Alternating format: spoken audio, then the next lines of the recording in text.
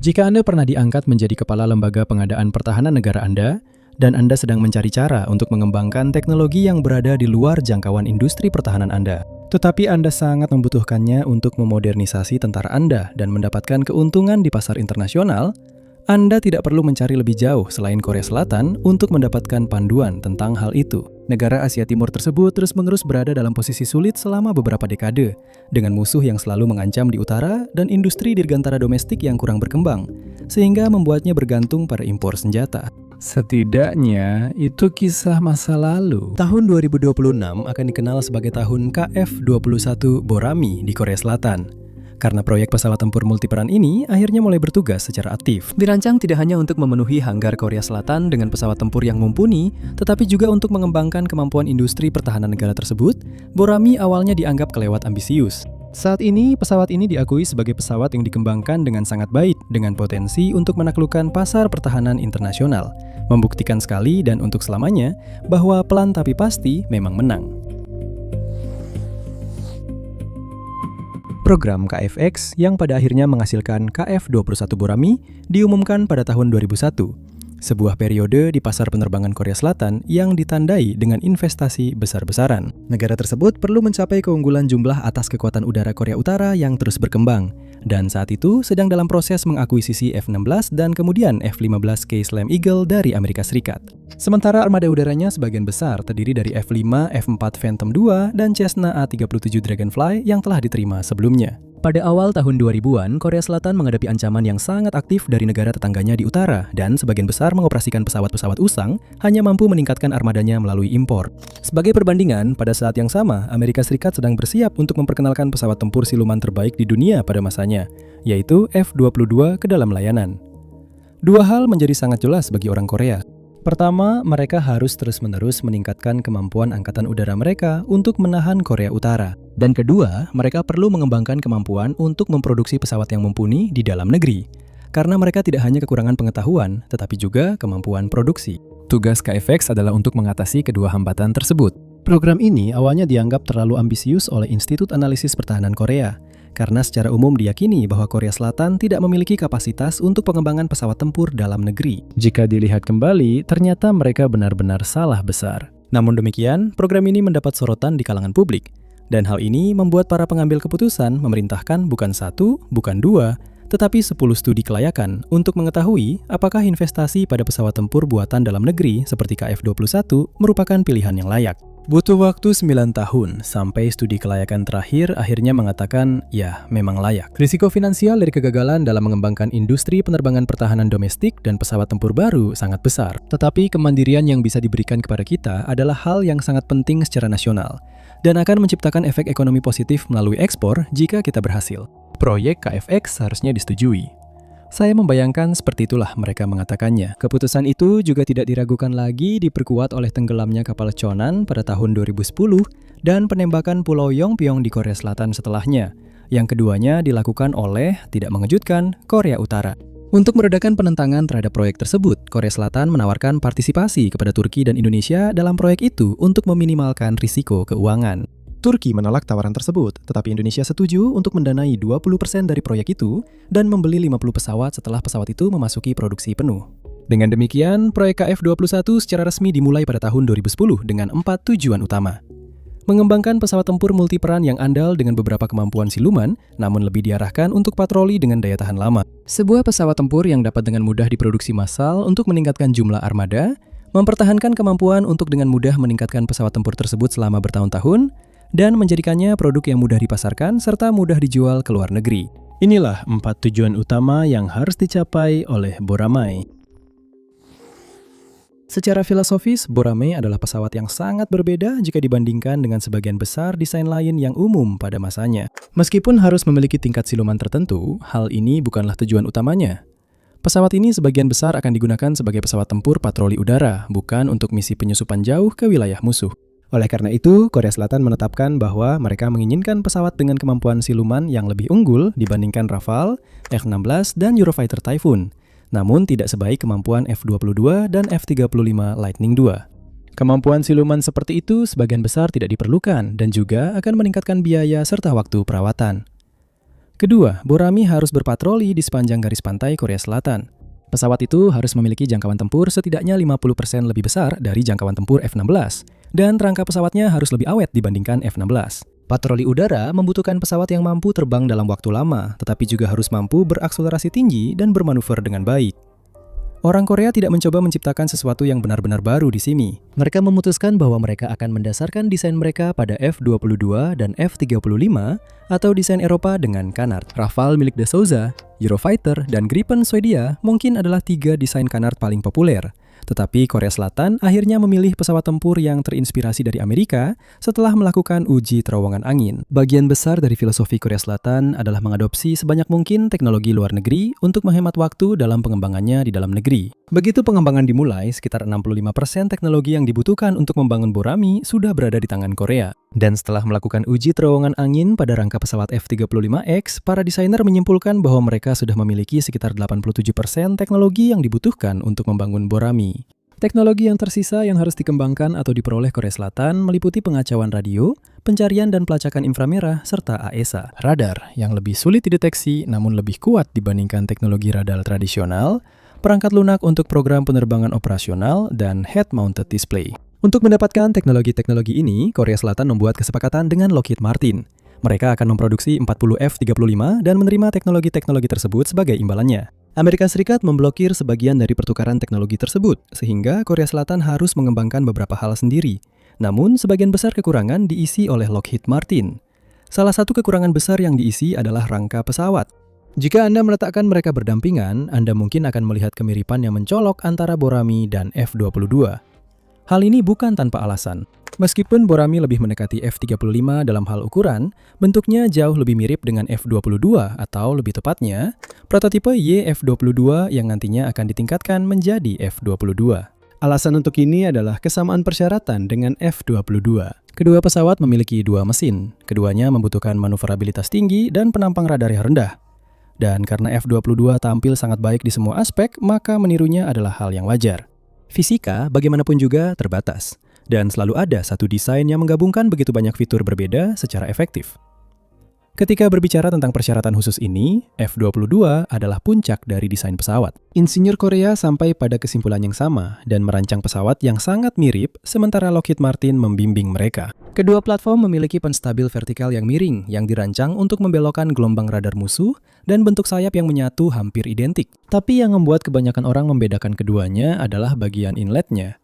Borami dan Raptor sama-sama menggunakan inlet supersonic divertless, sesuatu yang juga bisa kita lihat pada F-35. Ada 2 alasan mengapa para insinyur memutuskan untuk meniru teknologi ini. Inlet supersonic divertless, pertama-tama, lebih baik dalam memberikan pasokan udara yang stabil ke mesin tanpa mengorbankan aerodinamika. Ketika sebuah pesawat bergerak di udara, ada lapisan udara yang disebut boundary layer yang bergerak di sepanjang badan pesawat. Dan semakin cepat pesawat bergerak, semakin tebal lapisan itu. Ketika boundary layer masuk ke inlet, hal itu menyebabkan distorsi aliran udara karena ketebalannya. Untuk mengatasi masalah ini, inlet secara tradisional mengandalkan sistem hisap untuk benar-benar menyedotnya keluar, atau menggunakan splitter plate, yaitu plat logam yang diposisikan di antara inlet dan badan pesawat untuk mencegah udara boundary layer masuk. Kedua metode tersebut berat, dan splitter plate di samping itu juga merupakan pilihan aerodinamis yang buruk. Selain boundary layer, tantangan besar kedua yang dihadapi pesawat supersonik adalah tekanan dinamis. Saat terbang dengan kecepatan tinggi seperti itu, inlet harus memampatkan udara, dan mereka melakukan ini dengan menghasilkan gelombang kejut melalui bentuknya. Inlet supersonic divertless pada F-22 dan juga pada KF-21 Borami dipasang tetap di bagian bahu fuselage, dan sudut atasnya menghasilkan gelombang kejut yang menjaga tekanan udara tetap baik pada kecepatan supersonik. Dalam hal menangani lapisan batas, inlet pada kedua pesawat tempur memiliki sedikit celah antara dirinya dan fuselage. Ini disebut boundary layer diverter atau juga dikenal sebagai splitter gap. Celah ini memungkinkan lapisan batas melewati tanpa masuk ke inlet, dan dikombinasikan dengan mekanisme presurisasi, hal ini mengoptimalkan tekanan udara di kedua mesin. Hal ini memungkinkan F-22 mencapai kecepatan maksimum Mach 2,25.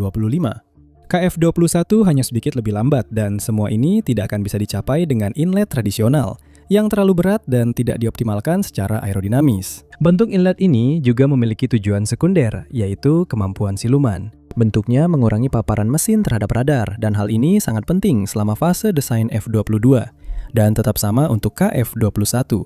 Tepi inlet, sayap, ekor, dan tepi nosel Borame dan Raptor dibuat miring ke belakang. Alasan mengapa sudut permukaan ini sangat penting adalah karena bagian-bagian ini paling mungkin memantulkan gelombang radar kembali ke radar. Namun berkat sudutnya, gelombang radar tersebar menjauh dari penerima, dan karena semua permukaan ini memiliki sudut datang yang sama, lonjakan deteksi menjadi sangat terkonsentrasi, yang berarti penampang radar pesawat menjadi lebih sulit terdeteksi. Di atas saluran masuk udara, Borame menggunakan desain blended wing body, di mana Anda tidak bisa membedakan di mana sayap berakhir dan badan pesawat dimulai, serta perpaduan antara kokpit dan nosel knalpot untuk meminimalkan jejak radar. Namun, Borame tidak sepenuhnya siluman. Pesawat ini tidak sepenuhnya menggunakan material penyerap radar, hanya sayap, ekor, dan permukaan kendalinya yang dilapisi RAM, sedangkan badan utama pesawat tidak. Setidaknya, itulah yang berlaku untuk Blok 1 yang diproduksi. Kita akan membahas blok peningkatan yang direncanakan nanti. Sekarang, perbedaan besar lainnya antara pesawat ini dan F-22 adalah tidak adanya ruang senjata internal. Blok 1 Borame hanya akan membawa senjata secara eksternal pada 10 hardpoint, dan ini membuat pesawat lebih mudah terdeteksi. Itulah sebabnya pesawat ini tidak bisa dianggap sebagai pesawat tempur generasi kelima sejati. Meskipun pesawat ini tidak benar-benar tak terlihat, pesawat ini tetap merupakan pesawat tempur generasi 4,5 dan lebih sulit terdeteksi dibandingkan pesawat tempur tradisional. Dalam hal siluman saja, pesawat ini telah mencapai tujuan yang ingin dicapai. Pesawat ini lebih sulit dideteksi radar daripada F-16 Rafale dan Eurofighter. Sementara itu, juga memiliki ruang internal yang cukup untuk menambahkan ruang senjata internal di masa depan, bersama dengan avionik baru, perangkat peperangan elektronik, dan perangkat sensor baru.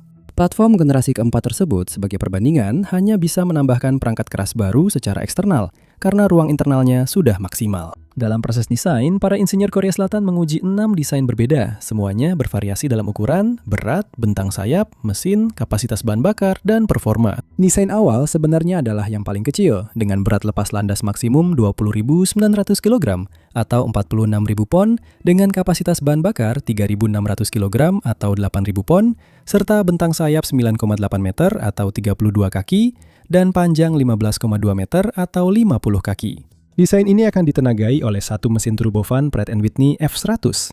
Mesin yang sama persis digunakan pada F-15 dan F-16 atau General Electric. FF110 yang juga digunakan untuk F-16, F-15, dan F-14.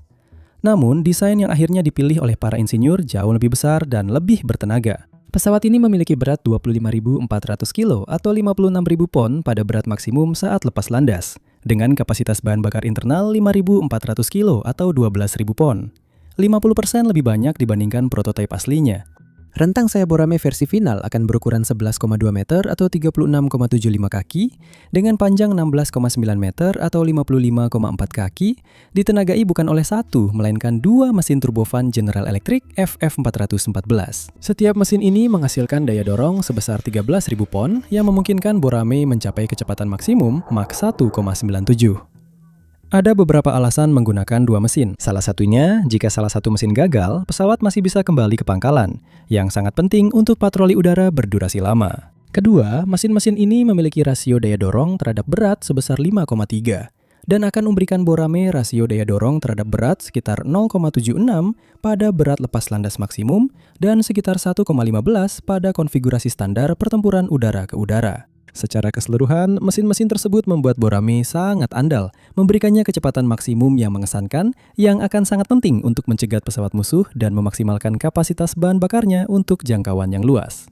Mesin-mesin ini, meskipun dirancang oleh General Electric dan berasal dari mesin yang digunakan pada FA-18 Super Hornet, sedang diproduksi secara lokal melalui kontrak dengan Hanwha Aerospace. Ini adalah fitur utama dari seluruh proyek KF-21 yang sudah kita bahas sebelumnya. Meskipun ini adalah pesawat tempur asli Korea Selatan, banyak teknologi yang digunakan diperoleh dari perusahaan asing yang menjual hak atas teknologi tersebut agar bisa diproduksi secara lokal di Korea Selatan.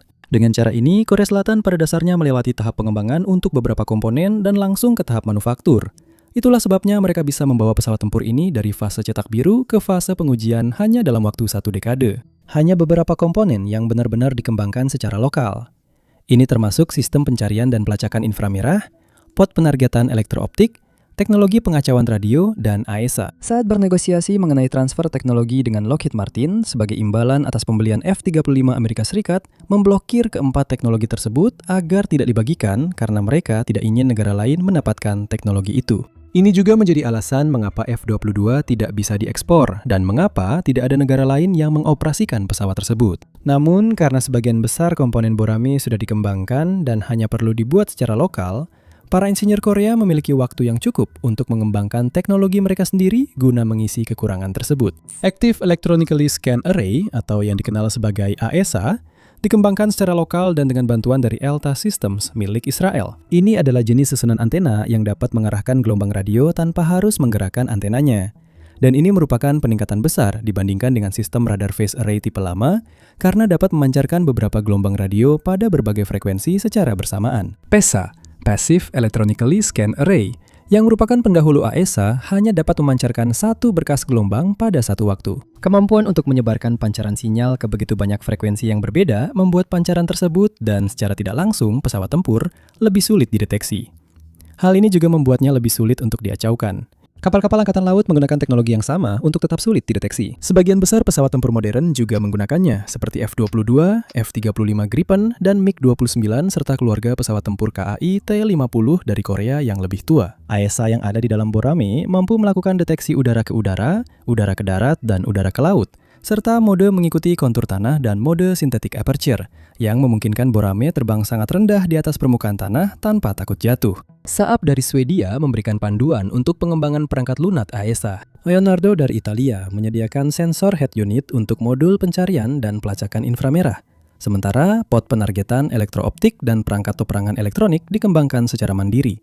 Namun Korea Selatan tetap memanfaatkan pengetahuan dari sekutunya. Komponen yang kurang penting sebagian besar dibeli karena dianggap lebih hemat biaya dibandingkan mengembangkan dan memproduksinya secara lokal. Sistem pengereman darurat, kursi pelontar, peluncur rudal, tangki bahan bakar eksternal, dan sistem serupa lainnya, semuanya diimpor untuk menghemat waktu dan tenaga. Hanya sekitar 65% dari pesawat yang benar-benar diproduksi di Korea Selatan. Dan hanya sekitar setengah dari komponen tersebut yang benar-benar dikembangkan secara lokal, sementara sisanya dibeli dari perusahaan asing. Ini adalah rencana Korea Selatan agar blok-blok Borame di masa depan lebih banyak dikembangkan di dalam negeri. Tetapi manajemen proyek di balik blok pertama ini sudah sangat brilian. Borame pertama akan menjadi pesawat tempur generasi 4,5 dengan kemampuan untuk bertransisi menjadi pesawat tempur generasi kelima dengan beberapa peningkatan dan dapat dimodifikasi secara besar-besaran, tergantung pada jenis misi dan kebutuhan mitra ekspor. Korea berhasil mewujudkan hal ini dalam waktu sedikit lebih dari 1 dekade. Jika kita bandingkan dengan Turki, negara lain yang juga sangat membutuhkan pesawat tempur buatan dalam negeri untuk memperkuat armada udaranya, kita bisa berargumen bahwa Korea Selatan membuat pilihan yang lebih baik. Meskipun kedua proyek dimulai pada waktu yang sama, TAI Tigran milik Turki masih jauh dari selesai, karena mereka memutuskan untuk membangun pesawat tempur generasi kelima secara mandiri, meskipun mereka belum pernah menyelesaikan proyek sebesar ini sebelumnya. Tigran mungkin saja akan menjadi pesawat tempur yang hebat, tidak ada yang mengatakan sebaliknya, tetapi kita tidak akan tahu dalam waktu dekat karena pesawat itu baru akan mulai beroperasi paling cepat tahun 2030. Namun, Borame akan mulai beroperasi sekitar tahun 2026, menjadikannya proyek yang lebih efisien di antara keduanya. Belum lagi Korea Selatan, setidaknya untuk saat ini, menarik jauh lebih banyak minat dari pembeli asing potensial. Untuk semakin menyoroti efisiensi proyek Borame, meskipun kedua pesawat mulai dikembangkan pada waktu yang hampir bersamaan, Korea Selatan kemungkinan akan memiliki sekitar 100 pesawat KF-21 pada tahun 2030, tahun yang sama ketika Turki mulai mengoperasikan Kan pertamanya. Sekarang Anda mungkin berpikir, ya Simon, tapi Kan adalah pesawat tempur generasi kelima dan Borame adalah pesawat tempur generasi 4,5. Tapi itu hanya berlaku untuk saat ini. Borame memiliki kemampuan evolusi yang luar biasa. Dan pada saat Kan pertama mulai beroperasi, Borame sudah akan berevolusi menjadi pesawat tempur generasi kelima. Dan evolusi itulah yang membuat mereka sangat menarik bagi militer di seluruh dunia. Semua ini untuk mengatakan, keputusan untuk mengadopsi sebanyak mungkin teknologi sekutu yang sudah dikembangkan demi memberikan ruang bagi sektor pertahanan sendiri saat menghadapi proyek sebesar ini untuk pertama kalinya, mungkin jauh lebih cerdas daripada melakukannya secara mandiri. Pendekatan inilah yang membuat proyek Borame begitu menarik.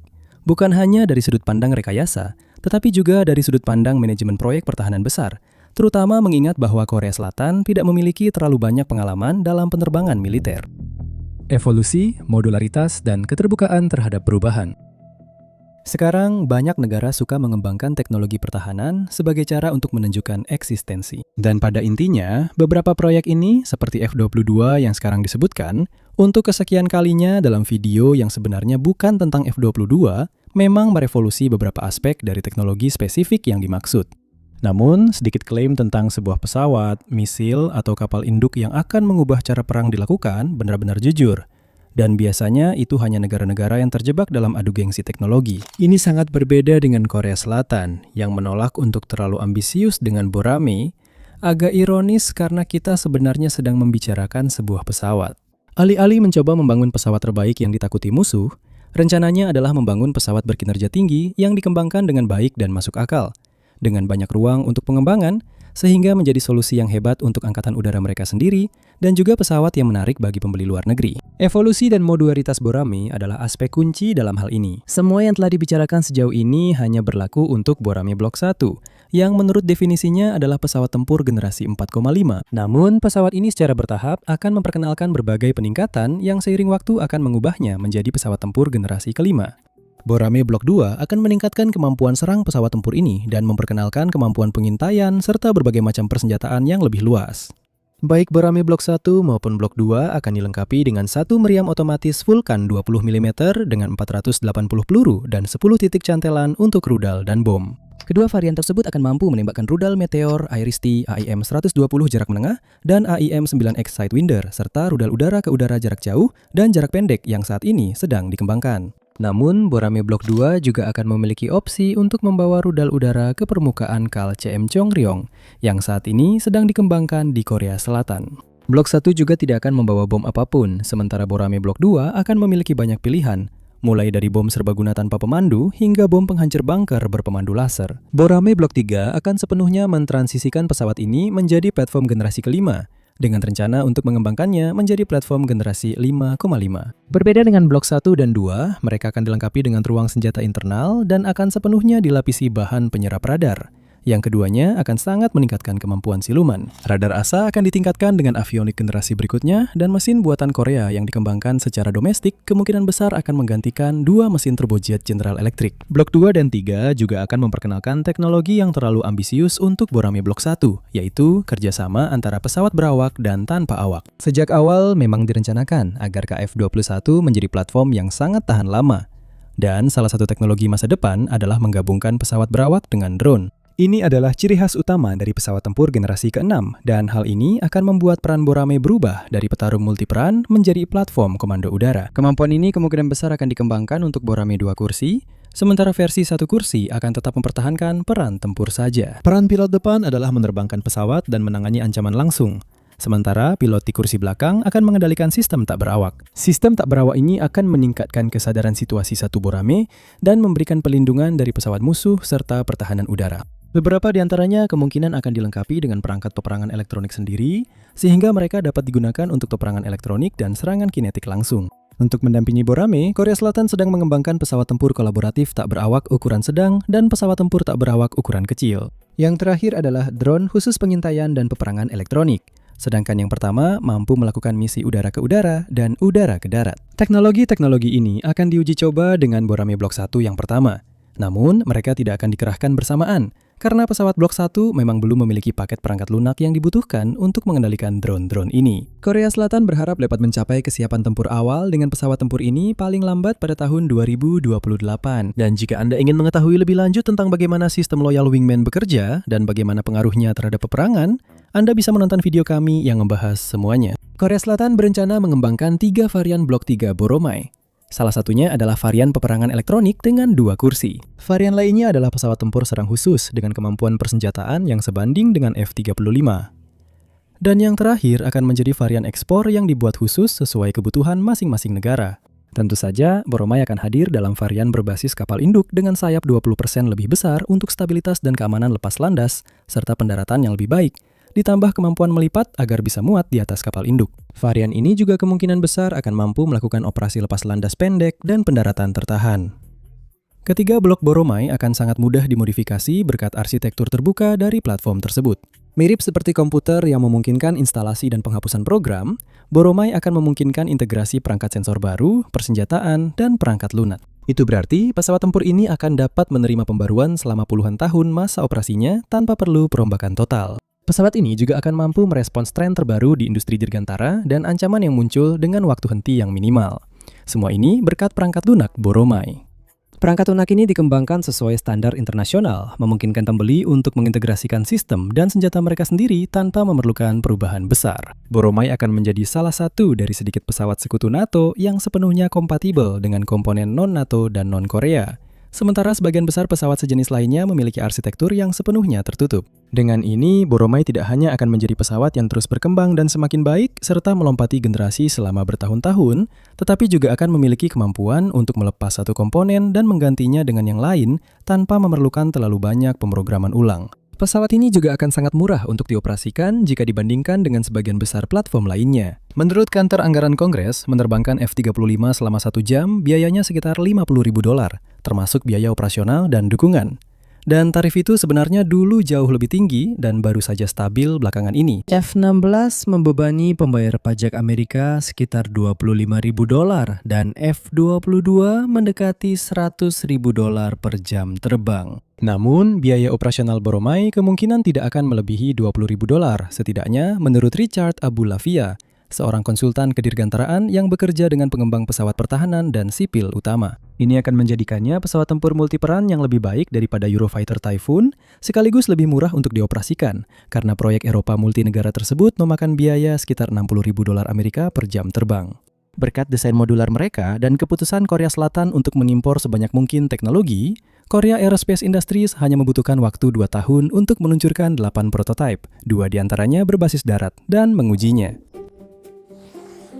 6 prototipe terbang Boromai akan melakukan 2.200 penerbangan pada saat Boromai pertama mulai dioperasikan. Penerbangan-penerbangan tersebut mencakup penerbangan lambat di ketinggian rendah hingga penerbangan supersonik dan termasuk uji coba khusus untuk penerbangan malam, pengisian bahan bakar di udara, uji senjata, uji sudut serang tinggi, uji penerbangan formasi, serta uji lingkungan ekstrim dengan hujan lebat dan kondisi es. Pada saat perekaman, prototip tersebut telah melampaui 1.600 penerbangan tanpa satupun kecelakaan atau insiden.